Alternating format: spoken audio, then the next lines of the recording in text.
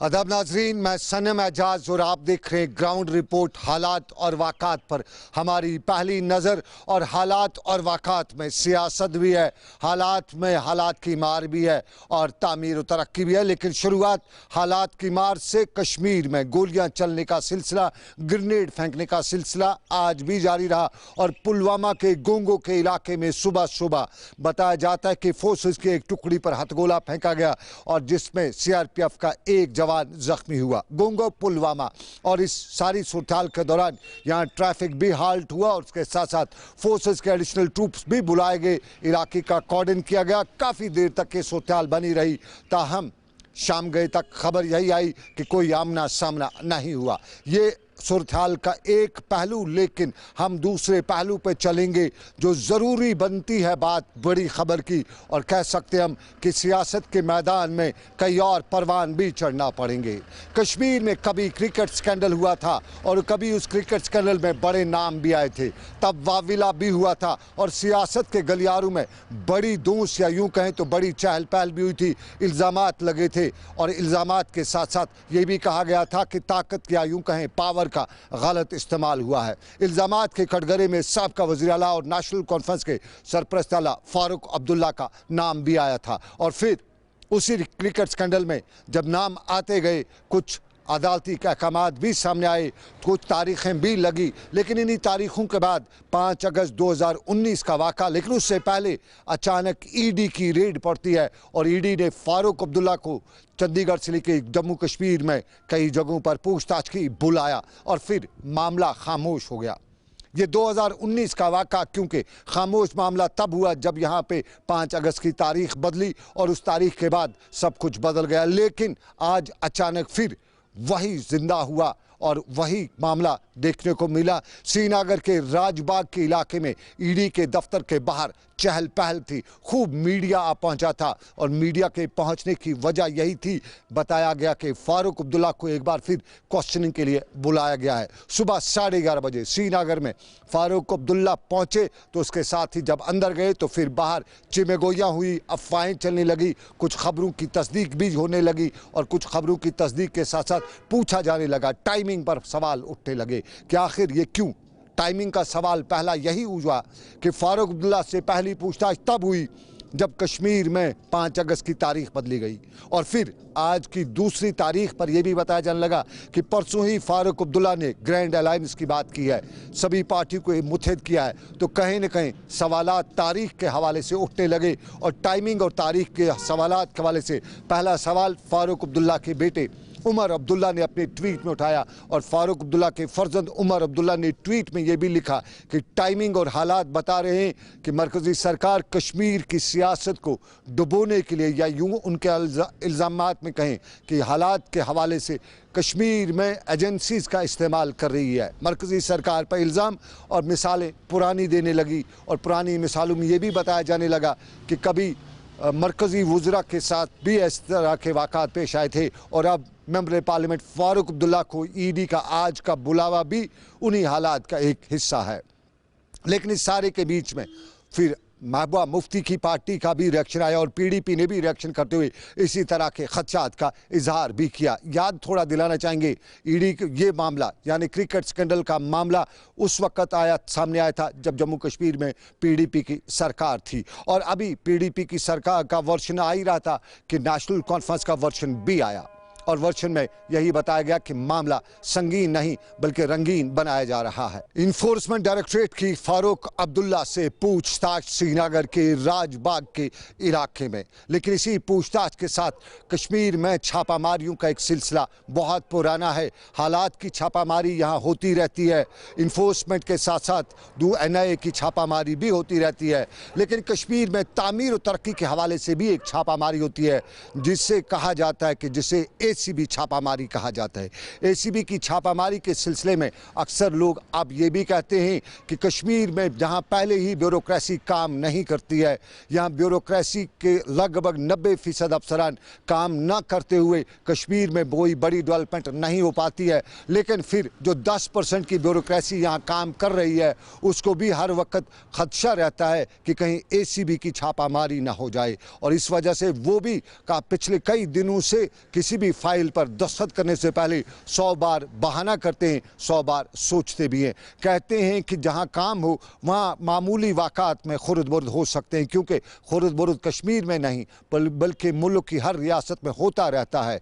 लेकिन जब ख़तरा हो कि मामूली से खुर्द पुर्द कर भी पूछताछ हो, इंक्वायरीज़ हो, फाइलें रोकी जाई हों, फाइलों की छापामारी हो, तो फिर वो सब अफसरान जो है वो इन दिनों काम करने से भी हिचकिचाते हैं और कुछ को तो बहाना मिला है। किसी से भी बताइए काम के सिलसिले में तो बताता है कि क्या करें, अभी एसीबी आ रही होगी, कैसे क्या फ़ायदा अपने आप को ख़तरे में डालने का। ये यूजुअली कहा जाता है और अक्सर लोग यहाँ ये भी कहते हैं कि कम अज़ कम अगर एसीबी कहीं छापामारी करी है तो उसके हवाले से, उस दफ्तर के हवाले से पहले तशहीर ना की जाए कि उनकी फ़ाइलें ज़ब्त की गई हैं, उनका सब कुछ हो रहा है। उससे लोगों में खौफ हरास पैदा हो जाता है, उन अफसरान में खौफ हरास या यूँ कहें बहाना मिल जाता है उन्हें काम ना करने का। ये एसीबी की छापामारी के हवाले से लोगों में सवालात, लेकिन इन्हीं सवालात के बीच में हमारे यहाँ बहुत कुछ उल्टा होता रहता है। करप्शन के इल्ज़ामात तो पुरानी कहानी है, लेकिन इन दिनों एक नया मामला भी है। हमारे यहाँ पुराने ज़माने में खफ्तन फ़कीर हुआ करते थे। बताया जाता है कि खफ्तन फ़कीर तब थे जब यहाँ शेख मोहम्मद अब्दुल्ला का राज चलता था, और उसके बाद नाबिद भी आए, इख्वान भी आए, सैत भी आई, तुजी भी आई। ये सब मामला जो है वो कश्मीर के हालात में पैदा हुए, और फिर कहा जाता है कि 90 के अशरे में जब कोई कुछ न बन सका तो नाबिद ज़रूर बना। कश्मीर के इस नाबिद कल्चर में कश्मीरियों को बहुत कुछ झेलना भी पड़ा, कई नाहकों का खून भी बहा। और उसके बाद कहा यह भी जाता है कि जब इस नाबिद कल्चर को कुछ मौका ज़मीन पे न मिला, सियासत परवान चढ़ने लगी, तो उन्होंने भी सियासत की बहती गंगा में हाथ धोना शुरू कर दिए। और फिर जिसको सियासत में जगह इधर न मिली उसके लिए बीजेपी के दरवाजे खुले थे, और बीजेपी में उन लोगों को जिनको सोसाइटी ने रिजेक्ट किया था बड़े बड़े पद भी दिए। फिर उन पदों का गैर कानूनी या यह कि ऐसा इस्तेमाल होने लगा कि फिर नाबिद कल्चर यहाँ जिंदा होने लगा है। इन दिनों श्रीनगर में कुछ ऐसे मामला देखने को मिल रहे हैं जो हमें नहीं बल्कि कश्मीर के हर किसी शख्स को परेशान करने की बात। ये कल शाम ही की बात है। श्रीनगर के बटमालू के इलाके से एक जिप्सी गुजर रही थी, और ये जिप्सी श्रीनगर के बिमना के इलाके की तरफ जा रही थी, और इस जिप्सी में सायरन बज रहा था। हमारे कान खड़ा हुए कि सायरन और श्रीनगर के से बाहर की तरफ जाते हुए क्यों बज रहा है जिप्सी में। हो सकता है कोई बीमार हो, कोई इमरजेंसी हो, तो बाहर से अंदर अस्पताल की तरफ आ सकता था। तो यही मालूम करने के लिए हमने भी तेज़ गाड़ी चलाई और हम इस जिप्सी के नज़दीक पहुँचे। खिड़की से सर निकाला, ड्राइवर से पूछा, साहब आप क्यों सायरन बजा रहे हैं? तो उन्होंने कहा कि मसूदी साहब पीछे ली गाड़ी में आ रहे हैं। हम भी बड़े परेशान हुए, क्या ये मसूदी कौन है? कोई चीफ जस्टिस तो नहीं है, कोई रियासत का एलजी तो नहीं बदल चुका है, मसूदी नाम का कोई एलजी तो नहीं आ चुका है। तो हमने पीछे देखा, उस जिप्सी के पीछे एक वेस्ट बंगाल WB नंबर की गाड़ी आ रही थी, और उसमें बीजेपी का एक आदमी बैठा हुआ था जिसका नाम मसूदी है, श्रीनगर के HMT के इलाके में रह रहा है। और वो ज़ोर ज़ोर से जिप्सी सायरन इसलिए बजा रही थी ताकि रास्ता साफ़ हो, मसूदी साहब की गाड़ी बड़ी तेज़ी से आगे बढ़ जाए। हमारे कान खड़ा हुए तो हमने HMT के इलाके में लोगों से बात की, तो HMT के इलाके में लोगों ने बताया कि मसूदी साहब तो बड़े आदमी हैं, सरकार ने उन्हें सायरन वाली गाड़ी दे रखी है, और सुबह जब वो निकलते हैं तो पूरे इलाके में सायरन बजा बजा के सबकी नींद भी हराम करते हैं, और रात देर गए जब वो इलाके में वापस आते हैं तो वहाँ पर भी सबकी नींद हराम होती है। आखिर ये सायरन का कल्चर इस लोगों को किसने दिया, ये हमारी समझ में नहीं आया, क्योंकि सायरन कानून के मुताबिक वही बजा सकता है जिसके पास सरकार का हुक्मनामा हो। तो क्या बीजेपी के एक वर्कर को, जिसको फिलहाल हम कह सकते हैं कि कोई बड़ा ओहदा भी नहीं हो, वो कैसे सायरन बजा सकता है? और इस सायरन बजाने की इजाज़त उन्हें किस ओहदेदार ने दी है? सवाल हम भी पूछ रहे हैं, सवाल लोगों का है, क्योंकि सायरन बजाना एम्बुलेंस बजा सकती है, स्टेट का चीफ जस्टिस बजा सकता है, गवर्नर भी बजा सकता है, प्राइम मिनिस्टर बजा सकता है, लेकिन बीजेपी का डिस्ट्रिक्ट प्रेसिडेंट या ब्लॉक प्रेसिडेंट सायरन वाली गाड़ी इस्तेमाल नहीं कर सकता है।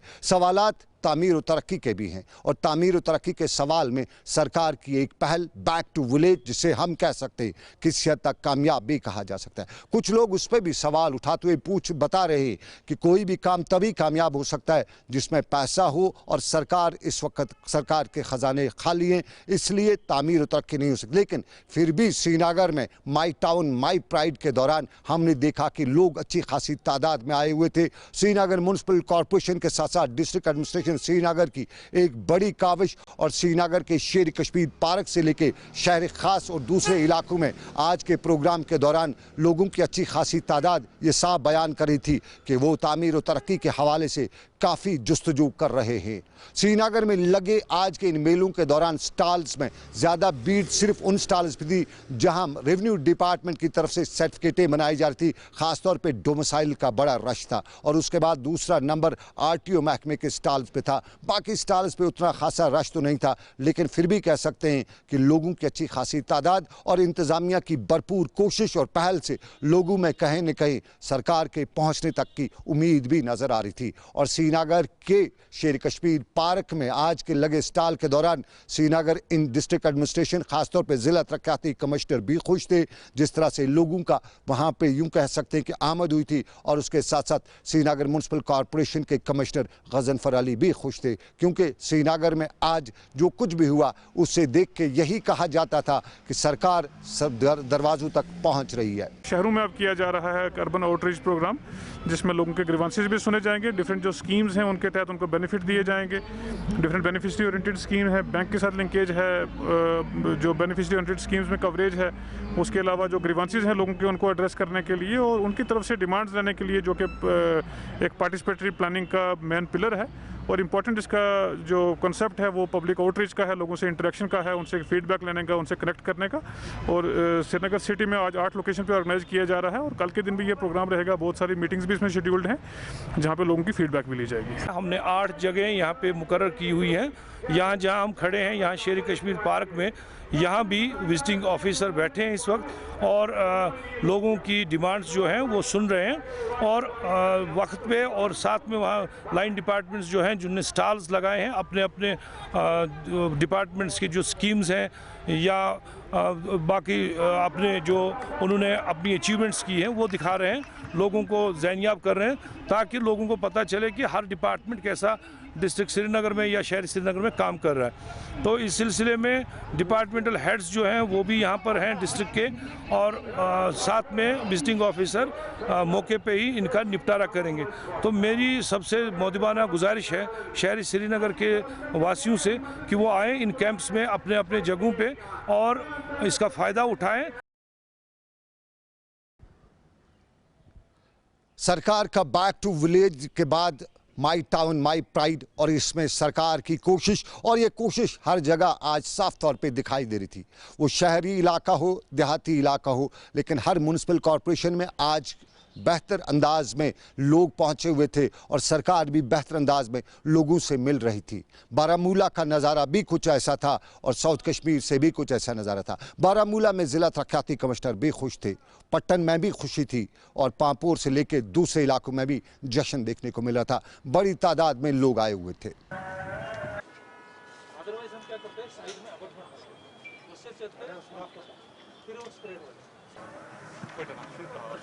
जान साहब,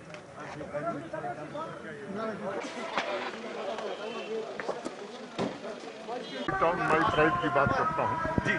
बैक टू विलेज के कार्यक्रम कल हुए थे और ये जरूरत महसूस की जा रही है माई टाउन माई प्राइड भी म्यूनिसपैलिटीज और नगर पालिकाओं में भी विकास के काम होने चाहिए। उसी अभियान के अंतर्गत में आज बारामूला आया। 2014 के फ्लड में यह हमारा पुल SRTC ब्रिज के नाम से जाना जाता है, डैमेज हुआ था। आज यहाँ लेफ्टिनेंट गवर्नर साहब आ रहे थे इसको इनाग्रेट करने के लिए, वो आए इधर। मगर एक अफसोस है, हमारा बारामूला के आवाम का एक अफसोस है ये कि हमें इस बात का एक अफसोस है कि यहाँ की जो सिविल सोसाइटी है उनके साथ उन्होंने कोई राब्ता नहीं किया, कोई बात नहीं की। जो हमारी डिमांड्स थी, या हमारी सबसे बड़ी डिमांड है जो हमारा वो हॉस्पिटल, ओल्ड टाउन का हॉस्पिटल जो बारामूला के बिल्कुल करीब था, नज़दीक था, जिसकी हमें ज़रूरत थी, उसको वाइंड अप किया गया, जबकि वो वाइंड अप नहीं होना चाहिए था। हमारी गुजारिश यही है कस्बे बारामूला के लोगों की, mother and child care old hospital को रेस्टोर किया जाए। बैक टू विलेज में लोगों की खुशी और उसके बाद माई टाउन माई प्राइड में भी लोगों का उमड़ आना साफ बयान करता है कि लोगों के मसाइल बहुत हैं और उन मसाइल का हल वो चाहते हैं और इस तरह की कोशिश से किसी हद तक मसाइल का हल भी हो सकता है। और गांव देहात यानी कस्बा देहात में हर जगह पे आज लोगों की भीड़ और इंतज़ामिया के बीच में कहीं गर्म गुफ्तारी भी देखने को मिली, लेकिन बात गर्म गुफ्तारी से लेकर दूसरे मामलात में सिर्फ तामीर और तरक्की की थी।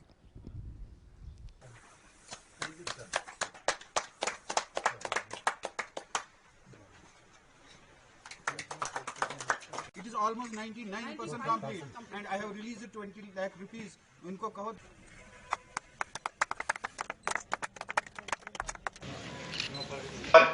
development, जनाब Rohit cancel government power development department.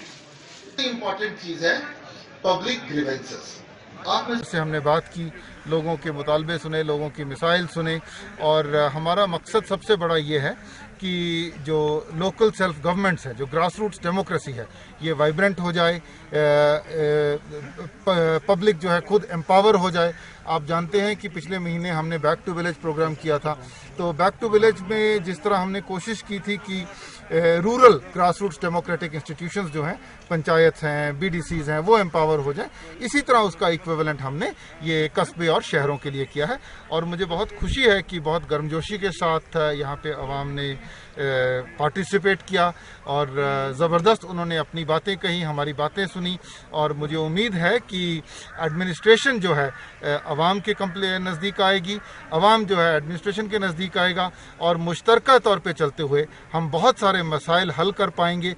चलिए नाजरीन, अब दूसरे पहलू पे चलते हैं। कोविड हुआ था, दुनिया को बदल के रखा, रोक के रखा, थामे रखा, और उस दौरान मसाजिद में नमाज भी नहीं हो सकी, मजहबी तकरीबात भी नहीं हो सकी, और सियासी जलसे भी नहीं हो सके। लेकिन अब कोविड किसी हद तक कम होता जा रहा है, और उस सारे के बीच में कुछ SOPs के तहत मजहबी जो फंक्शंस हैं उनकी इजाज़त है, और ईद मिलादुन्नबी सल्लल्लाहु अलैहि वसल्लम के हवाले से भी तकरीबात अब श्रीनगर में शुरू हो चुके हैं। और दरगाह हज़रत बल में मेरे साथी इरफान फाजिल ने आज ईद मिलादुन्नबी सल्लल्लाहु अलैहि वसल्लम के हवाले से तकरीबात का जायज़ा लिया। कुछ इस तरह से हालात वहाँ के बयान किए।